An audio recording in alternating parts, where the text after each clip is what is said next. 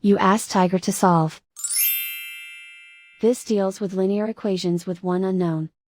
The final result is s equals 11. Let's solve it step by step. Group all s terms on the left side of the equation. Add 5s to both sides. Simplify the arithmetic. Group like terms. Simplify the arithmetic.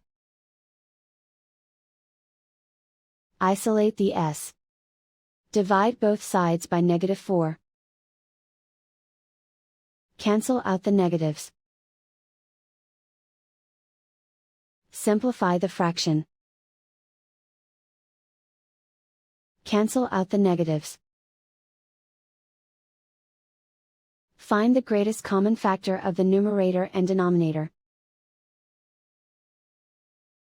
Factor out and cancel the greatest common factor. And so the final result is s equals 11.